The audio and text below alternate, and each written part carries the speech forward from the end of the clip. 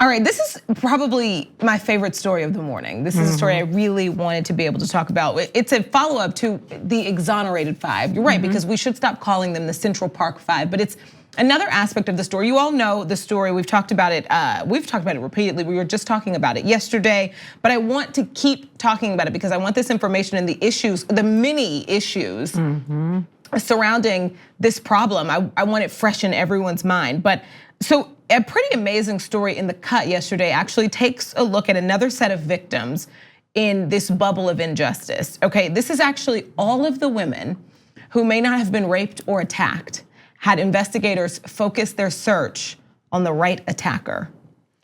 And one woman, a mother of 3, she was pregnant at the time, one woman who may still be alive.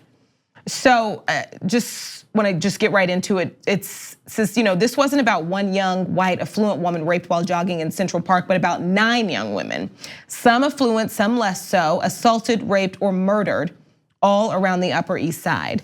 The story crafted within hours of that April 19 night was the splintered mirror image of the real narrative that the man who attacked the Central Park jogger was a serial rapist and murderer who struck before and after.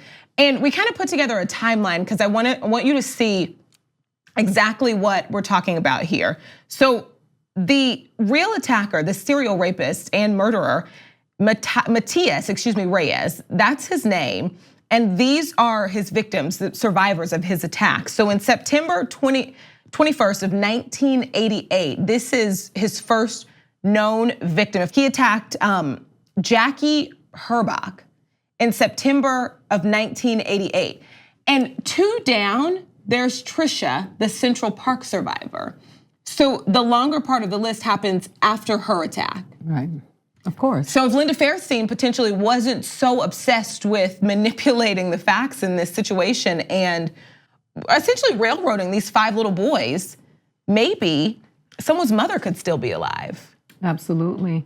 I went to her Twitter because I saw that people were tweeting her, and I was fascinated with the fact that CBS still employs her and that she's still out there because she's a criminal to me and all of the people that were involved in this. But that's what happens a lot. It happens while people of color are being unjustly accused of crimes, it gives free rein to those people who are actually committing the crimes to go out, because this became such a big, such a big media deal. So unfortunately, all of those people should be suing. It shouldn't just be the exonerated 5 men, but the victims the people who continue to suffer as a result of this, crucifixion, this public humiliation, and it was like the Salem witch trials, like these witch trials, the way that they behave towards those children. And listen, when people come for Linda Fairstein, which I fully support, everybody involved, no one employed their consciousness at any moment to say, this is not okay. They're all guilty, and they should all feel the wrath and the karma of being part of a conspiracy to tragically interrupt the lives of 5 children. They were children. And the things that happened to them as a result of this, they are the victims. But yes, all of the other people that suffered, because law enforcement, and this is a perfect example of what we talked about earlier, law enforcement, local government, the people above those cops that all participated in this.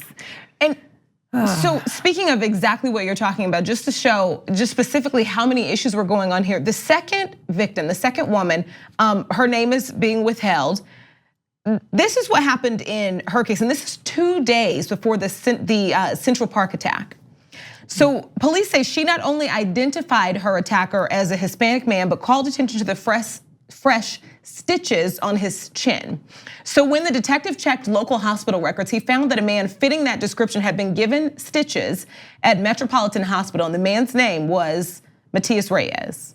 The woman left New York not long after the attack and stopped talking to police.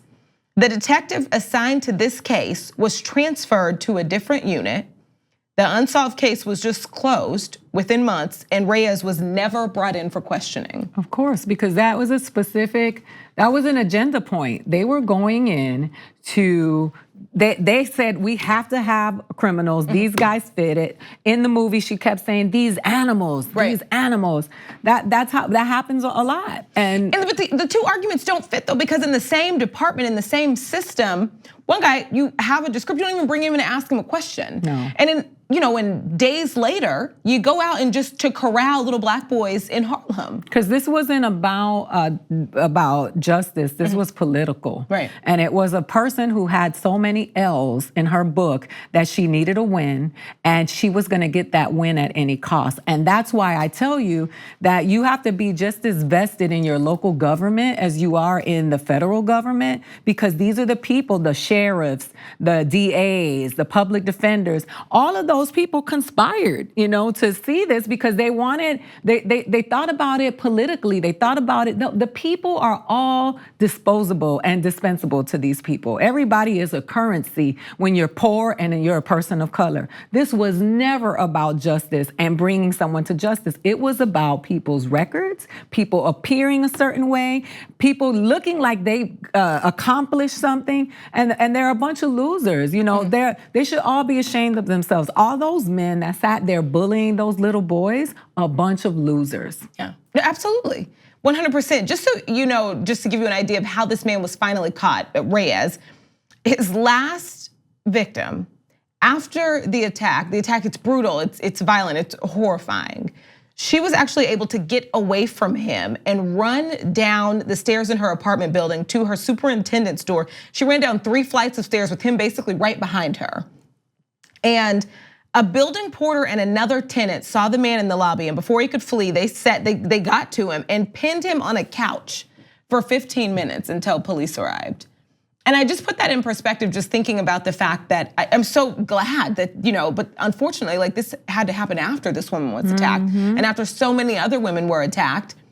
When police, someone could have brought this man in for questioning. Yeah, he was a white passing Hispanic, and he did not fit the profile of what they did, what they wanted to be the demon in this story. And that is why you constantly hear the word animal when referring in the dehumanization of the young black boys, because that's what happens. It's the dehumanization is part of the process of the oppression.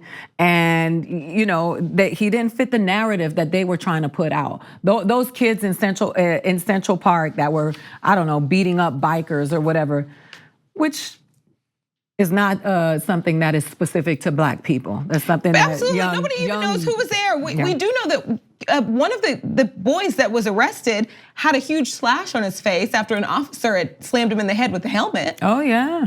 Yeah, that makes it easier. Yeah. You keep calling them animals, and you don't want to see them at their humanity. That's why I love the title of it, is because it makes it easier to beat up on them, falsely accuse them, kill them, because you don't see them as people. Yeah. I think and I feel sorry for those victims, because absolutely. Can you imagine one of the women in there, and we didn't get deep into it, but the woman who lost her life, her 2 7-year-old, 6 and I think 7-year-old sons, and baby, and she was pregnant at the time as well, were all, these kids were in the house and she had them go in the other room.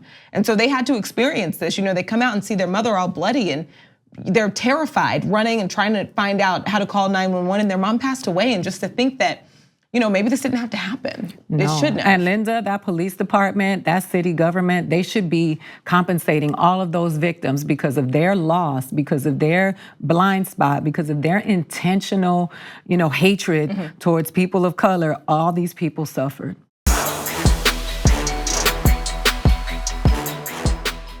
For more political news breakdowns, interviews, stories of activism, and me trying my hardest to care about the occasional big celebrity news story, subscribe to our YouTube channel at youtube.com/thedamagereport. And you can ring the bell wherever it is so you don't miss anything.